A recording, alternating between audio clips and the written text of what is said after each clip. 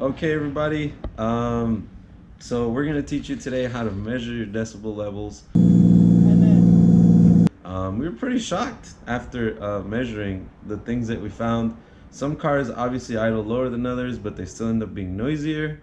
Some cars idle way higher than other cars, and they end up being less noisy.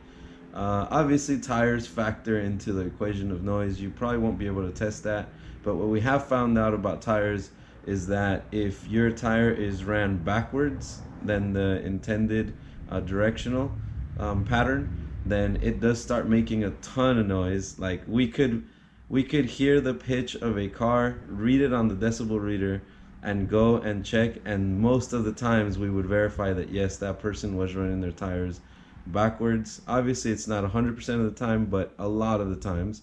The other thing that contributes to high tire noise is when you run them down to the cords and you try to squeeze that last lap, and then you're like metal on concrete. Obviously it's gonna make that right, like that really like psychotic parrot sounding thing. I don't know what to call it, but it's like it happens. All right, so we've got the DB Reader app.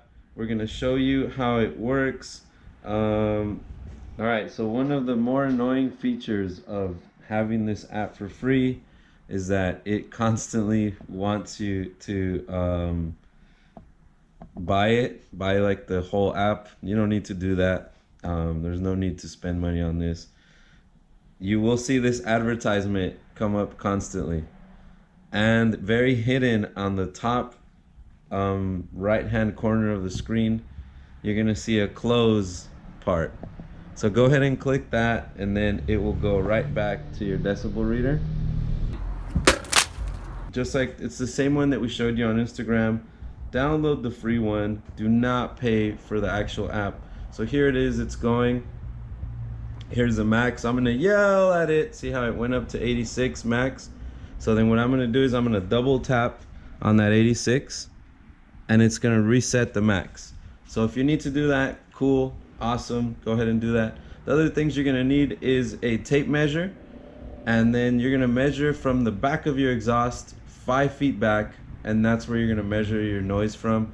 The other things we recommend are for you to make sure your car is up to operating temperature, and make sure that it has enough oil so that you're not like revving your engine and abusing it and hurting it in the process of measuring these decibel levels. All right, so we're gonna head to a couple of cars. I wonder if you can guess what their decibel levels are. First, we're gonna try our SE300, and then we're gonna try Masashi's SR20 240.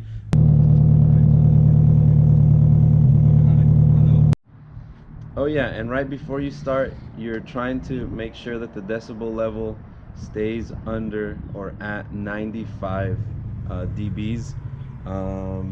So we're gonna check the SE300 first. I'm pretty sure it's gonna be just peaches and cream. That's right. So we're idling at a very quiet 60s. Looking down at the gauge here, you can see that we're 5 feet away from the car in the trajectory of the exhaust. So since this is twin tip, we put it right in the center, and Diego is going to let her rip right now. Go for it, Diego.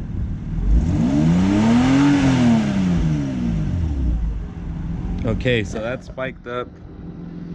We went up to 91 decibels on a stock SC300 with all stock piping. So that's, I mean, way below our limit. Next, we're gonna try Masashi's SR20. We also want to make sure that we're aiming the microphone at the exhaust. As you can tell, Masashi's car is idling almost 10 decibel levels higher than the SC300. It's equipped with a muffler, and I think that's about it. But it is turbocharged as an SR20. So Diego's gonna let it rip.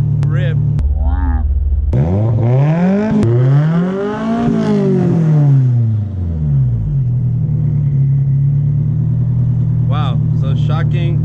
Although it does have a higher pitch, it comes in at 92 decibels, which is crazy. That's crazy. Joe, that's been your answer every time I tell a story. It's like you're not even listening. Well, that's because you interrupted me when I was telling you about Kevin trying to hang himself with an extension cord. I know, that's crazy.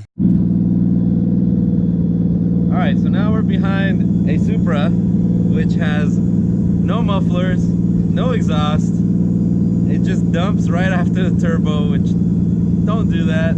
Obviously, I have a lot of work to do before I can get this Drift Central compliant. Alright, but we're gonna measure it just for giggles.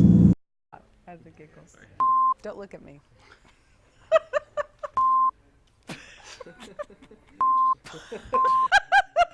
Stop. Guys, so again, we're trying to be about 5 feet away from where the exhaust leaves the car. We are idling at a healthy 86 dBs. I wouldn't want to be next to this thing in line at a drift event, but let's see what it does. All right, Diego, go for it.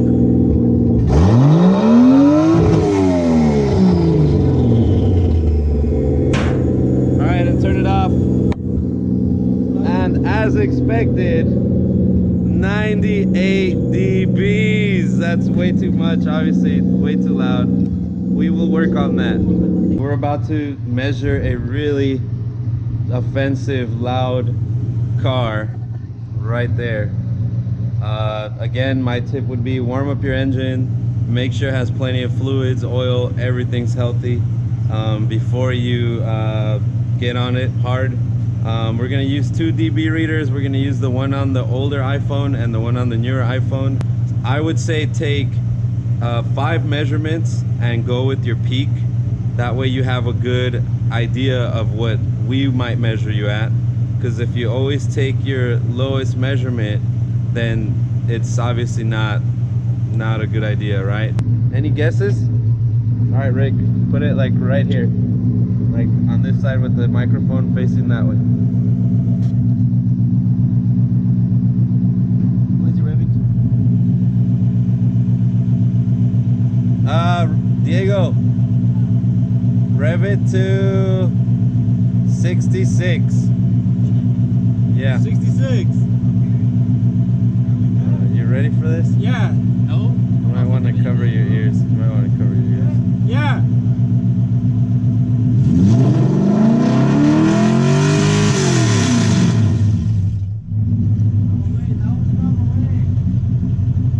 Huh? What a weenie. Alright, he's gonna rev it to 66, and then hopefully we don't lose our hearing back here. We've already beat the Supra. So, alright Diego, when you're ready, go.